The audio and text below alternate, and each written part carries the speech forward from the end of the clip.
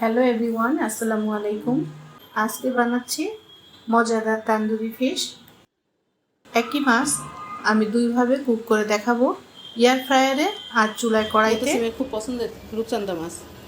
ম্যারিনেশনের জন্য নিচ্ছি আদা বাটা হাফ চামচ, রসুন বাটা হাফ চামচ, ঝালের গুঁড়া আমি পানি দিয়ে পেস্ট করে নিয়েছিলাম, সেই ঝালের পেস্ট নিয়েছি হাফ চামচ, তান্দুরি মশলা নিয়েছি 2 টেবিল চামচ, টক দই নিয়েছি 3 টেবিল চামচ। সব উপকরণ একসঙ্গে চামচ দিয়ে ভালোভাবে মিশিয়ে নিচ্ছি যেন সব মশলা সুন্দরভাবে একসঙ্গে মিশে যায়।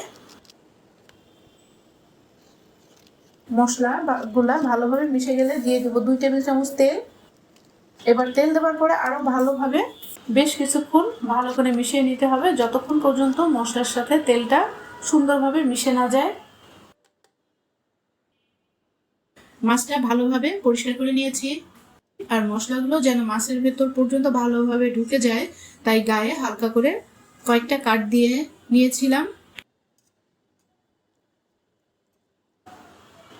এবার এই মশলাটা মাছের গায়ে খুব ভালো করে মাখিয়ে নিচ্ছি, বিশেষ করে যে কাটগুলো দিয়েছি সেগুলোর ভেতরেও যেন মশলাটা ভালোভাবে ঢুকে যায়। মশলাগুলো ভালোভাবে মাখানো হয়ে গেলে কিছুক্ষণ রেখে দেব যাতে মাছের মধ্যে মশলার ফ্লেভারটা ভালোভাবে চলে যায়।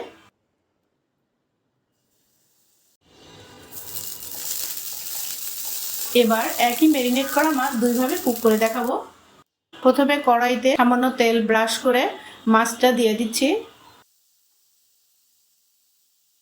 এবার একই ম্যারিনেট করা মাছ এয়ার ফ্রাইয়ে দিচ্ছি।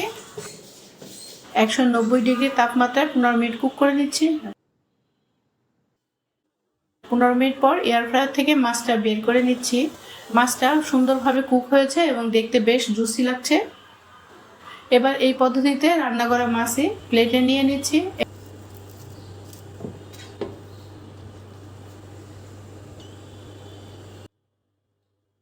দুই পদ্ধতিতে রান্না করা মাছ পাশাপাশি রেখে টেস্ট করে দেখলাম পদ্ধতিতেই মাছটা খুব সুস্বাদু হয়েছে, তবে আমার কাছে এয়ার ফ্রায়ারে রান্না করা মাছটা একটু বেশি জুসি আর সফট লেগেছে। আর আপনাদের যদি এয়ার ফ্রায়ার না থাকে তাহলে চাইলেই কড়াইতে এই একইভাবে তান্দুরি ফিশ বানিয়ে নিতে পারেন। দুটো মাছ কেমন হয়েছে সেটা দেখিয়ে দিচ্ছি।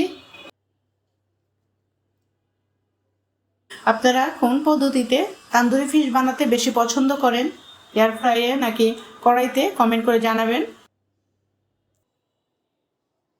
দেখা হবে নতুন আরেকটি ভিডিও নিয়ে।